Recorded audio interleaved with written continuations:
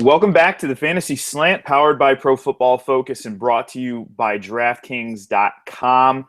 I'm your host, Jeff Ratcliffe. It's Friday morning, June 26th. Coming to you a little bit later this week because earlier on this week, my co-host and I were at the Fantasy Sports Trade Association, that's a mouthful, conference in New York City. And my co-host, of course, I'm burying the lead here, is the great Mike Clay.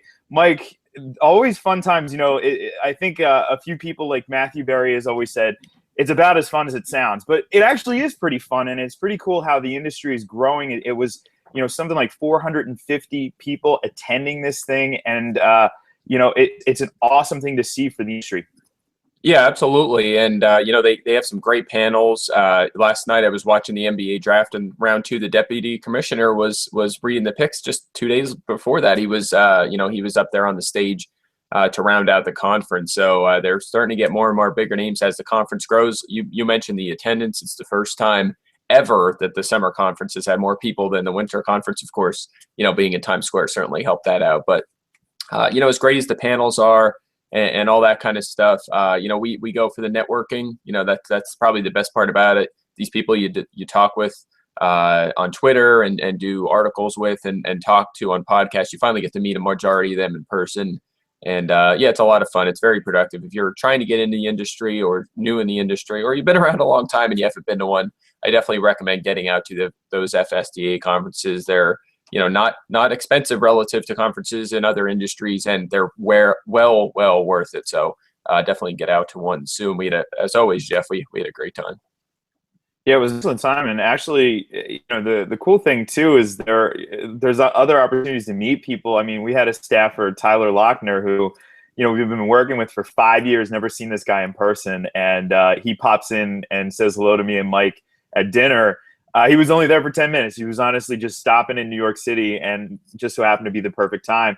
So, yeah, very cool seeing people. And the winter conference, the cool thing is we do 2 a year. It's not just 1 a year. So the winter conference always in Vegas, the summer conference rotating around. And it's been an awesome experience for me personally. I'll be a little greedy here, but getting to see all these cities is just cool. New York this year. San Francisco last year, Chicago the year before. So lots of fun. And actually, Mike, what was cool about this one, though, is, New York, everything's happening and everything was close by. I mean, walk down, my wife was with me, so got to walk down to the Today Show. But a few blocks further down is the NFL offices, right? The New York City offices. And actually, while we were there, the Tom Brady hearing was going on. I mean, we should have meandered our way down there, but obviously we wouldn't be able to see anything. Be like, hey, you know who we are? Let us in. Exactly. And you could probably already tell, but if my voice starts cracking today, that's as a result of the conferences. We all do a lot of talking and have a few beverages. So, that's why Jeff and I are still sort of recovering from that event. But it's really a great time. It's hard to go to bed, isn't it, Jeff? I mean, you're so exhausted, but it's 2 a.m. and you still haven't met half of the people that you want to talk to. So it's you really can't beat these suckers. Yeah, it is really cool, and the location this year you really couldn't beat. Not to knock the previous ones, but it was just, it was the epicenter at this point. And yeah, so the Brady thing, though, I do want to talk about it just briefly. I mean, there's really not much to see here. No news is going to be expected until probably mid-July. So plenty of waiting, and this isn't unprecedented. We've seen this before with other appeals. The NFL tends to wait. I mean, there isn't a quick turnaround on them. So the expectation here, though, is if it doesn't go Brady's way, they're going to take that to court then. And, the ripple effect could actually really impact the beginning of the season, though, because if this does happen to go to court, Brady could be under center on the opening night there on Thursday night, whatever that is, in the very beginning of September. I'm blanking on the date, but doesn't matter. So something to keep in mind as we follow this, but otherwise really no news to be reported. But there is lots of other news, Mike, always is, and that's part of the fun of the NFL. The news cycle is constant. And, I picked out a bunch of different topics here today before we went into some of the stuff that you've been publishing. But a few things that caught my eye. First and foremost, Jay Gruden has really been heaping the praise on Pierre Garçon this offseason. We saw about 2-3 weeks ago the news come across that Garcon's going to move to the Z, expected to be featured more. And, it's interesting looking at this guy. He's a guy who had 113 catches in 2013. And that was a pretty massive disappointment last year with just 68 catches, finished outside the top 50 in standard scoring. We've seen this with him. Now, the good news, I did make a quick note on his average depth of target. It was 9.5 in 2013, lots of short targets. It went up a little bit to 10.2 last year, but generally speaking, being used in the same way. But, I'm curious about your thoughts here. We've seen Deshaun Jackson finish top 20 last year. I think right now he is getting drafted a little bit too early for my taste. Garcon really, in some leagues almost undrafted. What are you thinking about this? Does it change anything for you in terms of projection? Have you adjusted him over the last month at all, or are you still kind of off on Garcon based on last year's performance? Well, I think some of the hype being generated is probably, going to get him drafted late in a lot of drafts. I've seen him go a little earlier than I like. I think he's probably right around that 50 range. I do understand why they want to get him more targets in a possession role, but keep in mind he out-targeted Deshaun Jackson last year, and even in games they both played, Jackson missed a little time. Even in games they both played, Garcon was seeing a tiny bit more of the target. So it's not like a drastic change here where Deshaun's coming down, Garcon's going up. It's going to be very similar. So I think Garcon, they try and design more plays for him. He gets in that 70 catch range, but he's not going to do a lot of downfield work. We know that Deshaun does that. Andre Roberts even does a little bit. And then, he's not a touchdown scorer. We've seen that throughout his career. So you're looking at probably in this offense, which best case scenario, Jeff, is probably mid-pack and offensive touchdowns. You're not going to have a high scoring offense here. So, I think he's in that 4 or 5 touchdown range. So nothing to get too excited about. He's going on 30. The ceiling's low, unless you're in a, you're starting maybe 5 receivers. I've seen leagues that start 4 and a flex, something like that. Then you maybe consider him for the starting lineup, but otherwise I would stay away. Yeah, I think that's an important takeaway. When we see the news cycle like this, it's really easy to just sort of buy into what the beat reporters are saying, et cetera, to what you're reading in various news feeds. But always keep that in mind, that ceiling aspect is such an important feature of fantasy teams. And, I've been saying this recently. I was on Sirius when we were at the FSTA and was asked about a few teams. We sort of helped out a little bit, I guess, in Mike and I did in the quote unquote experts draft. And the team that we were helping with ended up having a whole bunch of high upside wide receivers. And that sort of makes, that's the type of team. It can be a little bust-ish, if that is a word, but the boom factor is really what you're looking for there. The potential for double-digit touchdowns, you're just simply not going to get that with Garcon. I can understand maybe in a PPR format if we do see an uptick in receptions, but the touchdowns, it's a very, very important feature we really need to consider. Yeah, definitely. I know that both Jeff and I contributed to the ESPN fantasy preview this year. That was the team we were helping out. Of course, Keith over there at ESPN was drafting in the A-League.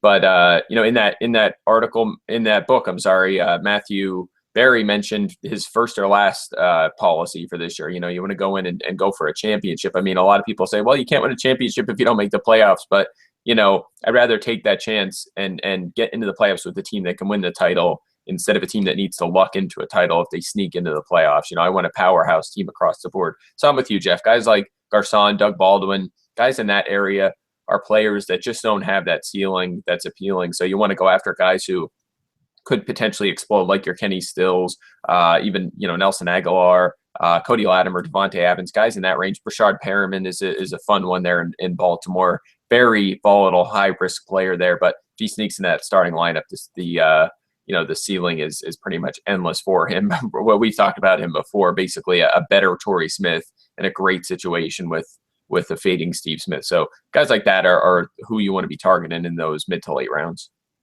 And with a quarterback with a huge arm too, so that certainly helps. And you mentioned Stills. I mean, there's been talk about Tannehill's deep ball. There was much talked about with Mike Wallace, but it's improving allegedly. I don't know how much of that is beat writer fluff, but one of the things I've always said, and people will kind of laugh when I say this, but and I guess maybe it's a sort of Ricky Bobby mentality, but if I'm not winning the league, I'd rather finish last, right? I don't want to finish just outside of the playoffs or something like that, because that means I had a middling team.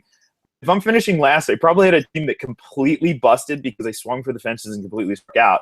But I'd rather take those risks because those are the risks that are going to pay off when it comes to winning those fantasy championships. So that's the draft style that I deploy, and it sounds like Matthew is on board with that. So the official endorsement is always a good thing.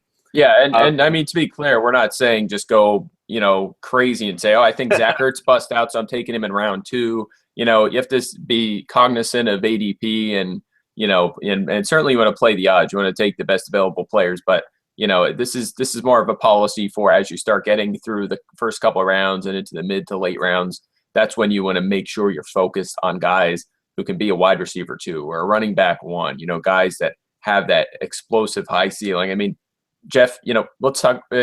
Jared Cook. Where's he going to finish this year? Probably 15th, 16th at tight end. I think I would take 25, 26 tight ends before I'd even consider him, because we know that's where the ceiling ends in that offense. But, hey, Eric Ebron, I think he's going to bust. I'm not a big fan of him, but hey, if he gets it going, they work him into that offense, he'd be a top 5. He learns how to catch the ball. He could be a top 5 dynasty and redraft tight end for another 5, 7, 10 years. Whereas Jared Cook, we know where his ceiling ends. So Austin Sperry-Jenkins, another one, Kyle Rudolph, even Tyler Eifert coming off the injury, Jason Morrow. There's just so many names. So that's pretty much what we're pointing out here. It's really in that mid to late range when that policy really kicks in.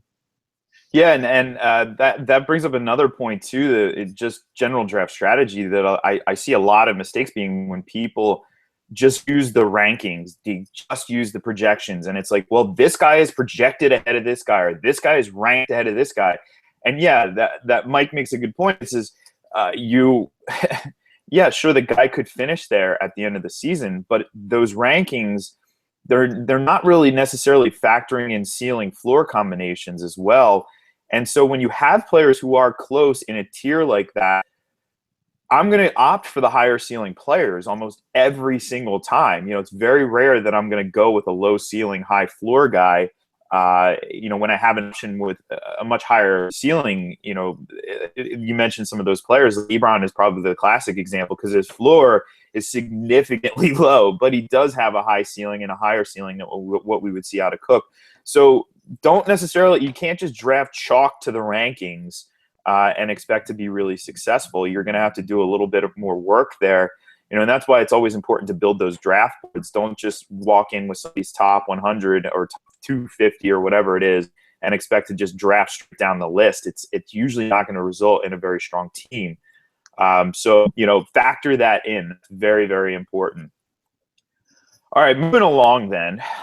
Speaking of high ceiling, low floor, Mark Mariota, a little bit of news coming across, and this is very wise, I think, because the talk before the draft was he wasn't a very good fit necessarily for Ken Whisenhunt's system. Ken Whisenhunt, sort of the prototype Ken Whisenhunt quarterback would be Ben Roethlisberger, which Mariota is not, but they play him a lot more like Russell Wilson. I think this makes a lot of sense, Mike. Russell Wilson was the player comp that I made for, and lots of other people have made. I'm not going to take sole credit for that, but lots of people made for Marcus Mariota. Similar skill set, pretty accurate passer with obvious wheels who can move around. But the important thing here is protecting him. We don't want to see him just running around like a madman, like we saw Johnny Manziel do last year, because he's going to get killed, right? So being smart about that is really key. But Mike, the key takeaway here for fantasy owners, hey, Russell Wilson was massive for fantasy last year. So there's some really intriguing possibilities here with Mariota. Yeah, I mean, and you look back even to Wilson's rookie year, he was on the fantasy radar pretty quickly. And it's not crazy that Mariota, if he's the real deal, or maybe if he's just decent for a rookie, that he can be in that territory as well. I mean, you think about it, especially in 4-point leagues for a passing touchdown. I mean, rushing quarterbacks can, they have high floors. They're able to jump into that top 10, top 12 conversation. We've seen that for years from Ryan Tannehill. His passing numbers haven't been exceptional. He's been fairly efficient, but he does so much damage with his legs. And what's crazy about that is he may be a third of what Mariota can do with his legs. I mean, he should be up there with Wilson, Cam Newton, Colin Kaepernick in that department if he plays 15, 16 games. Just looking here, I have him only throwing for 19 touchdowns and just under 3,600 yards. I mean, I have Tom Brady, who's out 4 games with a similar passing yardage total, but I also have Mariota running for 550 yards and 3 touchdowns, so on roughly 95 carries. So I think he does a ton with his legs. I think he has a high floor. I like him more than Winston. I think maybe Winston's tough for me. I think it's a quarterback upgrade for Tampa, but I think that he has 4,000 yards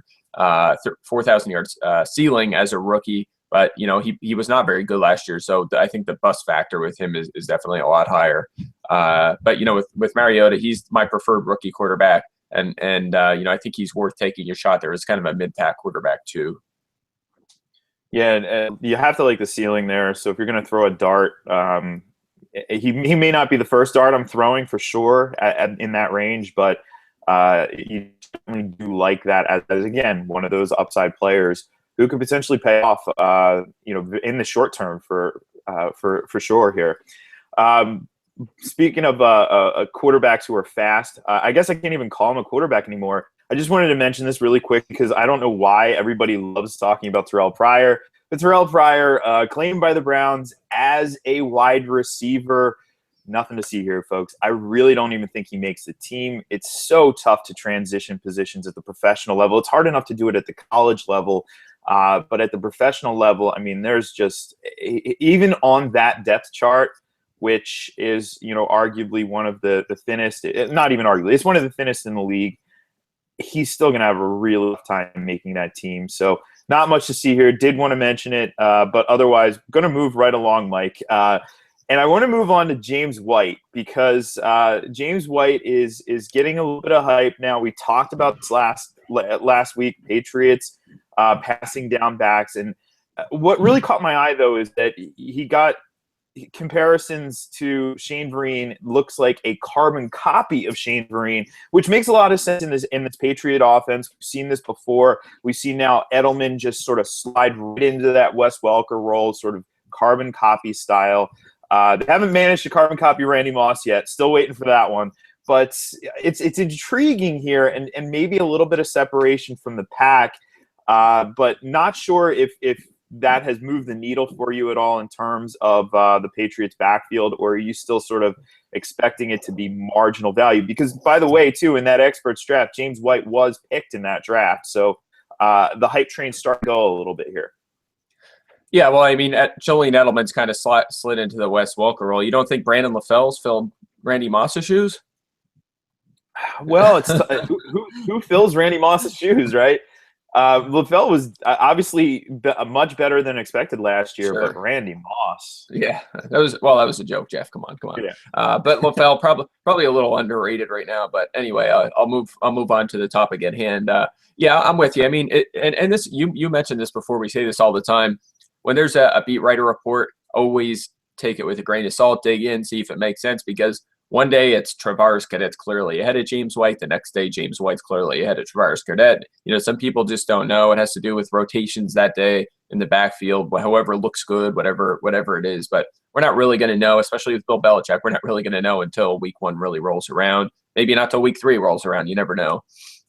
That being said, Travaris Cadet, he did pretty well in New Orleans, but we've seen their running backs just have ridiculous efficiency numbers. Even their wide receivers have ridiculous efficiency numbers with Drew Brees, a quarterback. We'll see how good, Tom Brady is going to be at getting them the football. Obviously, Cadet, you have to adjust some for Brees. So how good is this guy actually? We don't know that for sure. I mean, James White, we know less about him. He just has less experience, but it was a 4th-round pick last year. He's shown a few flashes here and there. Right now, I'm giving White the early edge. If I need to take a shot at one of these guys, it is going to be White. But right now, it's as close to 50-50 as you can be. I'd say I'm 51% confident in James White. It's really that close. And there's nothing else we could say other than it's going to be a camp battle to monitor, particularly in deeper PPR leagues. For sure, and I actually use this as kind of in a greedy way because I did want to transition right into Vereen. Because again, more beat writer reports, Shane Vereen is quote unquote not going to be just a third down back. Now I think that's interesting, but Mike, I have a little trivia question for you here to test your knowledge a little bit. No pressure whatsoever, but who did Vereen play behind in college for his first 2 years? I don't know. Where'd he go? He went to Cal. Should I give don't it away know. right there. Oh, He played. wait, that's going way back. I don't know. I don't know. You got me this time. This will be one of those, like, in 10 years, I don't know if we'll ever do these sorts of pieces, but, you see it for like 30, the best it never was, stuff like that. Well, one of those fantasy players who pretty much will never be, David Wilson would be on that list, but not the answer to this question. It's David Best. Oh, good one. Yeah. Good one. Yeah. Yeah, I think that was an interesting little pull. I don't know why came up, but either way, Vereen played behind him and then got to have 1 year as a starter there at Cal before entering the draft. And I think Vereen's a really interesting player because obviously we know he's a capable receiver. He's really one of the better receiving running backs out there. But he never really got the opportunity to run between the tackles. Obviously, him and Ridley in the same draft class. Ridley got that role, and then Blunt, and we saw others in New England. That's not to say that Vereen isn't capable of running between the tackles. Now, he is a little bit on the smaller side. He's not one of those massive, like, Latavius Murray specimens, but he has that ability. I thought he did have capability when he entered the league of being a 3-down back. Now, there's a bit of a crowded depth chart there. Rashad Jennings still in the mix, and Andre Williams, well, the news is that they don't even know what his role is going to be. His role is a backup, right? But this is really intriguing, and there's a lot of smoke with Shane Vereen right now, and I've actually seen his ADP start to creep up, but I don't know if we can really make head or tails of this right now, right? Yeah, I think, CJ Spiller's been getting a ton of hype in the offseason. His ADP has been going up very quickly. And I think worst case for Vereen, he's going to play that similar role to Spiller. I mean, you like Spiller's prospects as a receiver a little better because he's in New Orleans and has they both have a clear path to the passing down role there. But, Vereen, I think that the opportunity for him to be essentially a 3-down back is there. I think if Rashad Jennings gets beat up, you're going to see Andre Williams mixed in, but he was not good last year. Could he get better in year two? Le'Veon Bell showed us last year that's very possible. A player can get a lot better in year number two, so that's possible. But I think Vereen is a more capable 3-down back than he gets credit for just because he was put in that role in New Orleans. It doesn't mean he can't handle a larger role somewhere else. I do think he's a candidate to get around 50 catches in this offense, and he should be. I think he'll carry the ball more than CJ Spiller, assuming that the start. This assumes Jennings and Ingram hold up for, we'll say, 14 games. If that happens, I think Vereen will outcarry Spiller by 20, 30 carries. He'll be behind in receptions by about the same number, but at the end of the day, they come out pretty close. I think, again, ignoring the possibility of injuries, I think Vereen has a better chance to emerge in a 3-down role. I think I like Ingram a lot. We've talked about him before. I think he's pretty locked in at the goal line and on early downs. I think Spiller, optimism about him, being close to 150 carries, I think that's optimistic. I think he'll be closer to 100 and really do his damage as a receiving back. So I like both of them guys, but I think you can make a case that Vereen should go before Spiller. I think they're both, we'll say, strong running back 3 options in standard, and both should be on the running back 2 mix in PPR. Yeah, and looking at the ADP presently, Spiller going at 412, Vereen going at 705. Now 705, that's up almost. It's over a full round in last month. So we've seen that slowly creeping up here. But obviously, based on that and based on what you just said, Vereen is clearly the better value of the two, going 2.5 rounds later. So that's pretty interesting stuff there. Especially, we're seeing tons of Spiller news almost every day about Spiller. I think just before the show, I saw some stuff come across regarding Spiller. So keep that certainly in mind, and especially PPR folks. Vereen is pretty intriguing. We've seen some running backs put up some decent numbers in New York in recent history. So definitely liking that. Mike, I want to take a quick moment here, though, to just mention our sponsor. Because, hey, when we were in New York, we watched Bubba Watson stoink a comeback. He had a putt, or not Bubba Watson. What am I saying? Bubba Watson. Dustin Johnson. I guess I'm saying Bubba Watson because I had him in my lineup and he didn't fare too well. But Dustin Johnson stoink a putt and not force the tie with Jordan Spieth. And somebody won $1 million in the process on DraftKings. So the long story short, we're not going to talk about golf here, but you can play fantasy golf. There's going to be another millionaire maker coming up in July for the British Open. And then I'm assuming one probably after that for the PGA. That seems to be the way they're doing these things. But baseball season is in full swing. So if you get in on the action, there's massive cash prizes being won every single day at DraftKings.com. And they are the official daily fantasy sports partner of Major League Baseball.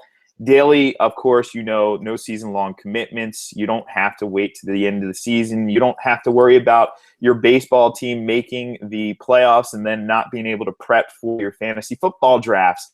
It's a new season every single time you play. You pick 2 pitchers, you pick 8 positional players, you stay under that salary cap, and you could potentially win big money. In fact, we were actually hanging out with Peter Jennings, who won $1 million last year at DraftKings.com. So hurry up, get over there, use the promo code PFF to play for free. You're going to win potentially, if you play them right, you're going to win part of $300 million being paid off this baseball season. That's a ton of dough, folks. DraftKings.com, they're the official partner of Major League Baseball. Use that promo code PFF for a free entry right now at DraftKings.com. That's DraftKings.com. All right, back to the news cycle. There's still a few other things I wanted to get through before we get to your article, Mike. But one thing that really did hit me, and that there's a bunch of players at this point in the season where we're looking at them and we're sizing them up. I mean, last week we sized up Charles Johnson, and we're a little bit maybe separate from the mainstream there, where everybody seems to view him in a different light. And another player like that, Mike, is Josh Hill. And actually, I saw something intriguing. ESPN's Mike Triplett says he doesn't expect a major breakthrough or breakout for Josh Hill this season. He mentioned that Ben Watson was getting potentially a little bit more work than Hill at OTAs, catching more balls. And, looking at Hill, I dug a little bit deeper. He's smaller, slower, less explosive than Jimmy Graham. Then again, most people are. But to just simply expect him to go into that role and immediately assume Jimmy Graham's shoes might be a little bit short-sighted here. He's only seen a combined 33 targets in his 2 seasons, now 6 of them for touchdowns. But am I off here, or, is the collective fantasy consciousness maybe a little bit too high on Josh Hill? Well, I think he belongs. I have the same reservations there. He's obviously unproven. He spent most of his career as a blocker so far. A lot of people might say, well, that can't be right. He has very few receptions and all them touchdowns. He must be used as a utility receiver. That's not true. He's actually been primarily a blocker in multiple tight end sets.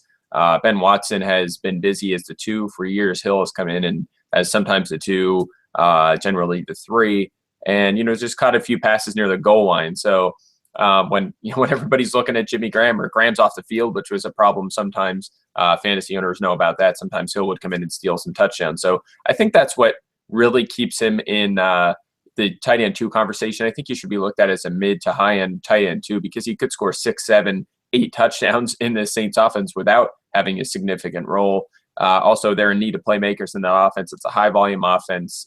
Even if they cut back on the passing a little bit, they're still going to be near the league lead in pass attempts, targets. Of course, Drew Brees, a very efficient passer as well. You kind of compare him to a guy like Dwayne Allen, who may not see a lot of targets or receptions or yardage even, but scores a lot of touchdowns. Except for that, Allen, he scores a lot of touchdowns, but he wasn't actually involved near the goal line as much as people think. He just caught all of his end zone targets. Extremely unsustainable. Best case scenario, he should be more in the 60-65% range, and that's asking a lot of him. That's like Gronk, Vernon Davis territory. So Allen, obviously we don't love him this year, but Allen's in a position where there's a lot of weapons to spread the ball around, even though it's a high volume, high scoring offense. Whereas in New Orleans, they need to find some weapons. Of course, you have that battle of non-household names like Nick Toon, Brandon Coleman, Tavius Jones, Josh Morgan fighting for that number 3 job in that offense. So, Hill definitely is an opportunity to be involved in that offense if he is a good offseason. So, I do like Hill. I take him over a guy like Dwayne Allen, and I think he is in that conversation as a tight end too. But like you said, there's so much risk there. And there's other, as we talked about in the past, there's other high ceiling guys you can target. I've seen him go before Austin Seferian-Jenkins, which I don't really understand. I would go with Seferian-Jenkins in that spot. Yeah, and actually that's a bit of an interesting exercise. So you would take Hill over Allen, but not over Seferian-Jenkins. Other players here, based on the present ADP, well, first and foremost, I know your answer to this question. You're taking Jason Witten over Hill, no question about it, right? Oh, definitely. Witten definitely horribly underrated right now, definitely. Yeah, he's at 13, Hill at 11. How about, let's see, Larry Donnell? Yeah, I go Donnell. I think he's definitely underrated as well right now. I admit he's one of them guys we talked about. It's kind of like a boring guy to take in a later round. But yeah, the appeal there is if you wait a tight end. If you just keep ignoring and loading up everywhere else, he's a guy to get that you can start confidently as a back-end tight end one, but it's not a guy you want to take a flyer on. All right, how about Tyler Eifert? Eifert, I would go Hill, and the reason there is as much as I think Eifert could be a breakout guy, that offense is a killer, just too run heavy and not going to score enough. What about Kyle Rudolph? Rudolph is very close. I think I might go Hill there, just because I think maybe that offense is 1 year away from exploding once they get out of the freezing cold. So I think it's going to be solid and unspectacular.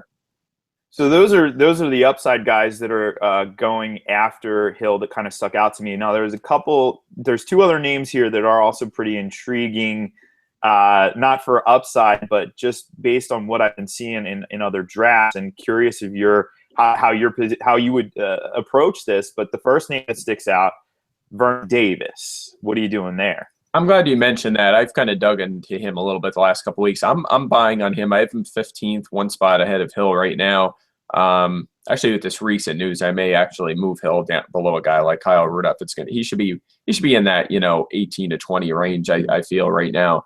But Davis, yeah, I mean, they've said they're going to get him more involved again. I don't know what happened last year. It was pretty inexcusable for him to see. I think it was 1 or 2 end zone targets on the year, even though you can make a case he's as good, if not better, than Rob Gronkowski at efficiency near the goal line. I mean, there's only a handful of guys that have written a lot about this, a handful of guys in the NFL who have proven year after year to be extremely good at positioning themselves to catch touchdowns near the goal line. Gronkowski, Des Bryant, and Vernon Davis are the 3 that really jump ahead of the field. Most, for 98% of the league, it's pretty much just opportunity or luck-related touchdowns are, but there are a few guys very good at it. He's one. San Francisco did a horrific job utilizing him in that role last year. I think that they adjust back and get him involved. He's not over the hill yet. He's past his prime, but he's still in position where he can make an impact. I think he bounces back and scores, a good 5, 6, 7 touchdowns this year. So, I'm glad you brought up Davis. I didn't want to ramble on him a little bit, but I think he should be looked at as a strong tight end 2 option. No, yeah, he's certainly a player has been sticking out where he's going. Current ADP at 15. I mean, maybe that's fair, but some players going ahead of him, though, that's where I start to scratch my head. The other player who I did want to bring up, and part of the reason why I want to bring him up here, comparing him to Josh Hill in terms of your preference, is because of where he went in the Experts League that we helped out with there, helped Keith out a little bit. Keith was in the driver's seat. I don't want to say we helped him out. He didn't, not that he needed help, but we were sort of just well-burdened him. But the player is Delanie Walker, and I can't remember what tight end he was, but he was really early. He was like the 5th, 6th tight end off the board in that draft. So I was just kind of curious, and I did want to just see your general thoughts on Delanie Walker, and would you position him above Josh Hill? Would you prefer him, I should say? Yeah, it's a good name to bring up too, because we saw a rival publication of ours, which will remain unnamed, ranked him, I think it was 40th overall this year, which kind of, when we saw it, we took a quadruple take trying to figure out why Walker was ranked that high. I mean, he's certainly not a guy that you're going to consider in the 4th round, and you can get significantly later. But anyway, I do like Delanie. He's getting older, but he's a terrific blocker. We'll say an okay receiver. He's done okay in that role. And I think he was third among tight ends in receiving yards last year, pretty close to that, certainly in the top 5. So I think there's a lot to like, but very much like Larry Donnell, he's the guy that's going to get you borderline tight end 1 production. But, when you're at that point where you're considering him late in drafts, you're going for a higher ceiling. You're looking at Jason Morrow, Safarian Jenkins, Eifert, guys who could potentially break out Ladarius Green for your backup tight end, because most of the time you have one of them top 10, 12 guys who you're comfortable with as your starter. So he's one of them tricky guys, but I do have him 12. I think he belongs right in that range of a borderline tight end one. I would take him over Hill is the short answer. Yeah, and I think there obviously we're seeing Hill might be he's an interesting player as a sort of dividing line for some of these tight ends in some ways.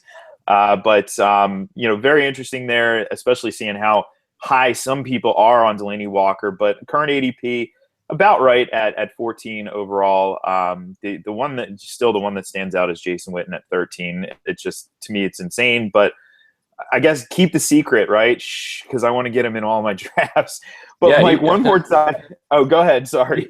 He had like a down year last year. He took a step back with a little bit in the touchdown department and a little bit in the target reception area because they passed so much, because they ran so much. And he fell to 10th. I mean, that's like worst case scenario for him. Years before he was a top 6 for almost a decade consecutive. I mean, I know he's getting older, but what about that offense makes you think that his role is going to change? I mean, he's still going to be heavily involved. They have almost nothing at wide receiver. I mean, because they had Dez and Murray and Romo, that pretty much was overlooked. And Witten, of course, it was overlooked how little depth they have. Terrence Williams was demoted last year in favor of Cole Beasley, who, one of the smallest receivers in the NFL. I mean, they just don't have options there at that position.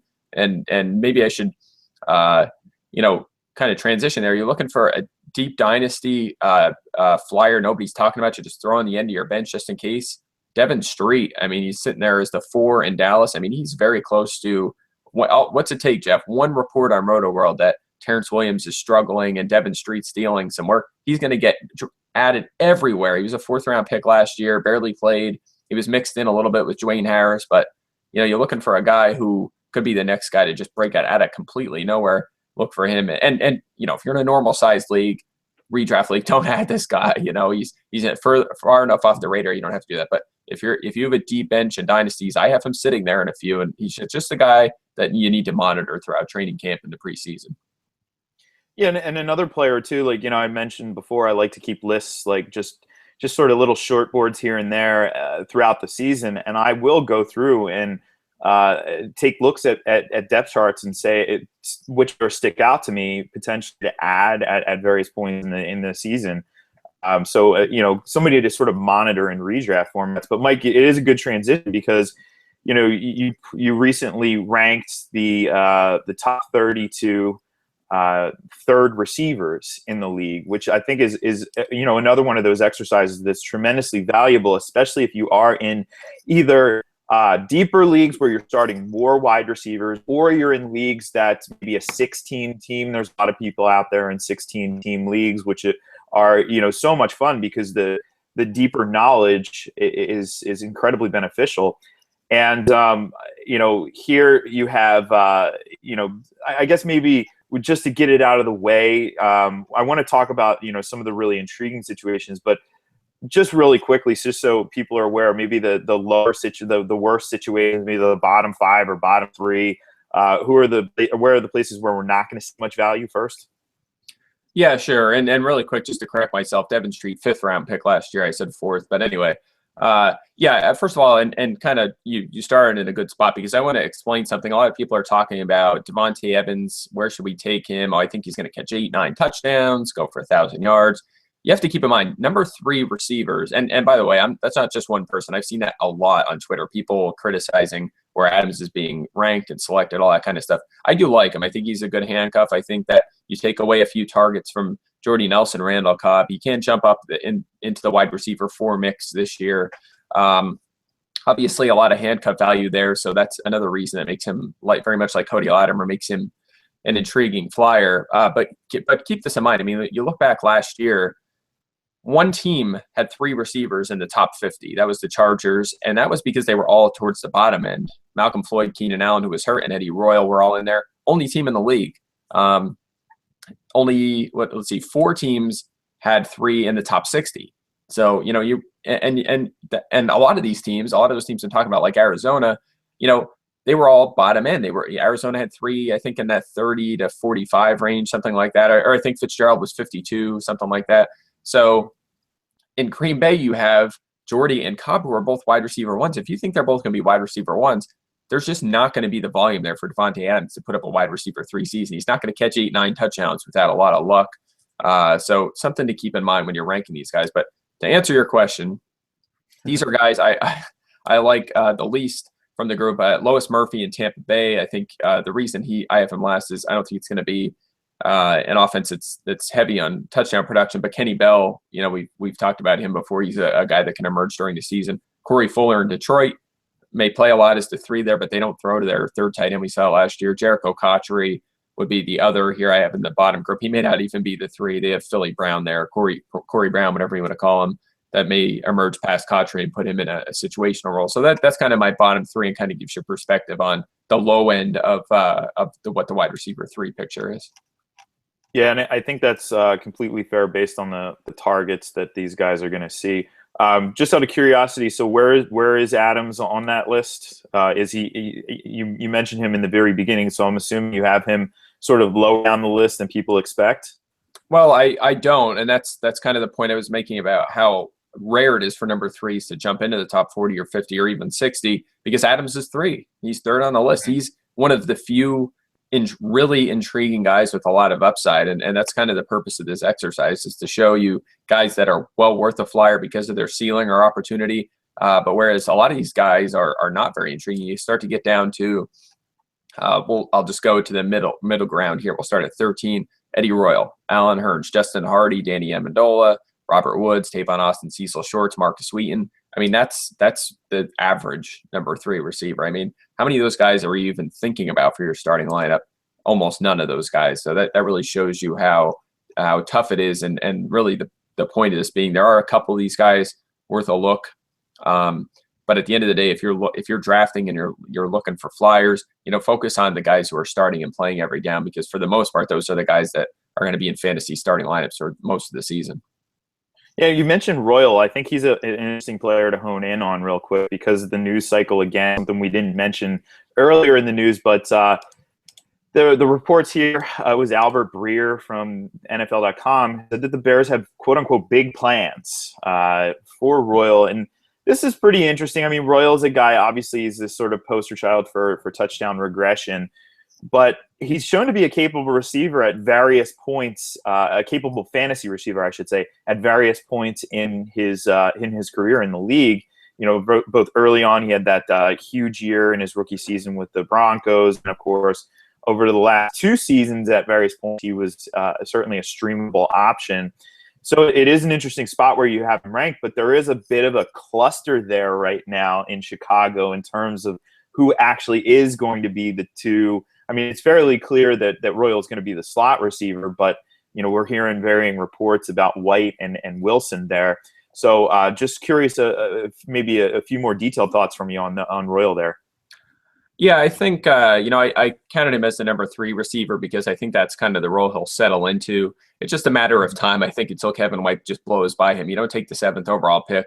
You don't spend that on a top 10 pick for a guy who's just going to sit on the bench his whole rookie season, especially in this era where young receivers are able to make a quick impact. So Alshon Jeffrey locked in at the 1.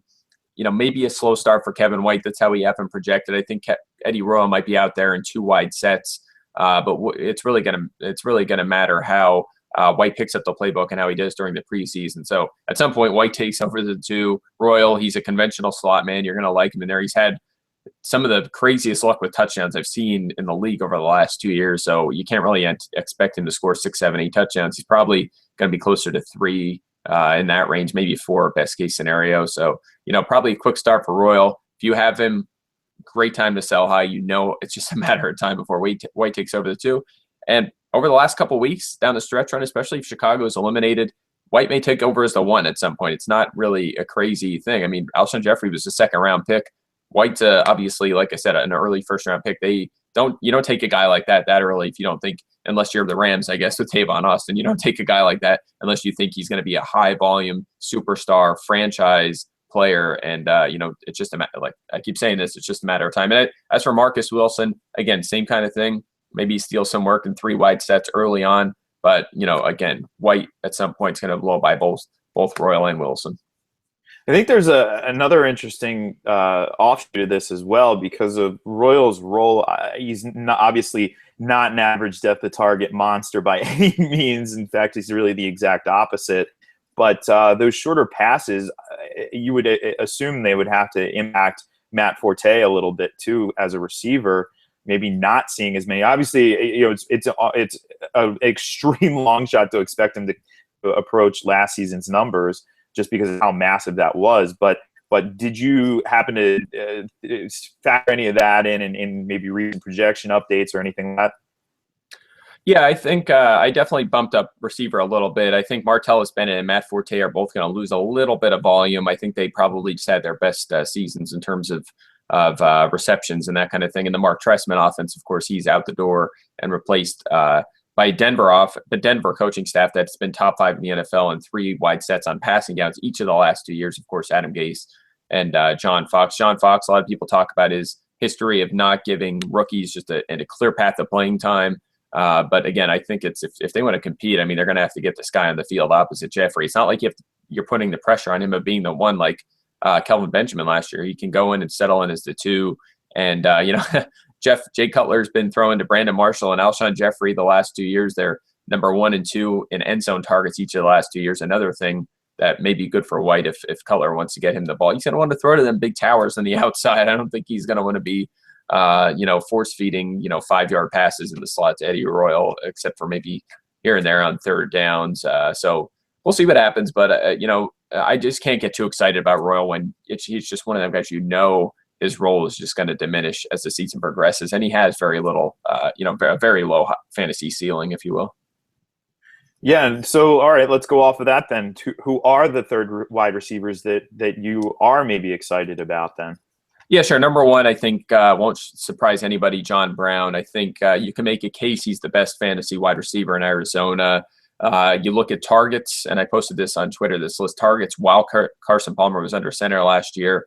And Brown was well ahead of Michael Floyd. He was right up there with Larry Fitzgerald and Andre Ellington. So there's something to like there. He may start off again. He may start a little slow as not in terms of snaps, not playing as many as Floyd and Fitzgerald. Floyd does block well as well, so that'll keep him out there on passing downs. But people compare this guy to T.Y. Hilton. If he has that ceiling, they're not gonna be able to keep him off the field. He's gonna be out there making plays. So he's the number 1. Kenny Still's number 2. Outstanding player in New Orleans. Even if you adjust for Drew Brees, he was terrific in the mid-range and long range. So he's a name to watch. I just worry about that depth a little bit there in Miami. We talked about Adams already. Don't need to expand on that. Cody Latimer, Gary Kubiak worries me, his snap count, but obviously a ton of handcuff value there. He's a good player, so I like him. Ruben Randall, Victor Cruz's injury definitely pushes him up this list a little bit. And then I'll just touch on these guys. 2 kind of surprises here. Philip Dorsett, 6. Yes, I like him more than Dante Moncrief. First-round pick. Moncrief was a third-rounder. That tells you something about how they feel about these guys a little bit anyway. You don't want to rank guys just on their draft position, but it's worth noting. I think Dorsett's better. I think they're going to get him on the field as an explosive downfield playmaker, especially if they use Hilton on more possession routes. That's what we saw in the second half last year. So he's a guy to like, and a great handcuff, of course. And Tyler Lockett, outstanding season at Kansas State last year. He was really terrific and in position to play a lot. He should be their number 1 receiver at some point this season. He's better than Baldwin, Jermaine Kearse, Chris Matthews, all them guys. The list goes on and on. So I think Lockett is very undervalued right now, worth a flyer in deeper leagues. Don't sleep on Tyler Lockett, folks. I think a lot of people are sort of overlooking him. Not the most ideal situation from a passing standpoint in that offense, but still, like Mike said, he's the best receiver on that team. And this kid plays – he's not a big receiver, but he plays like a big receiver. He's got above the rim ability, and he's fun to watch. Just go back and watch some Tyler Lockett from last year. He's a CFF favorite as well. So, I really like him. Trying to, scoop him up in deeper leagues later on in drafts. And remember last year, who were the most talented rookie receivers on their team? Jordan Matthews, Odell Beckham, and another one that a lot of people probably don't remember these reports, but there was reports throughout this time last year. The number one receiver in Carolina is Jericho Cotchery. He's their one. Well, that didn't take long at all for Kelvin Benjamin to just blow right by him. Not to mention another rookie, Philly Brown, moved into a significant role at some point in that offense too. So it's not as crazy as it sounds for Lockett to emerge into a quote unquote Golden Tate sort of role in that offense and really play a lot. So I think he is a name to keep an eye on. And I should mention Nick Toon, you know, in that New Orleans offense, they need a number 2 there too, or a number 3 receiver there that should play a lot. So he's a guy to watch. And of course, Brandon Coleman, 6'6" tower there in New Orleans. He's a guy to watch in deeper leagues as well. Yeah, so it's a really cool piece there too. If you're an ESPN Insider subscriber, you can check out my piece over there. But of course, check out all the content on our site.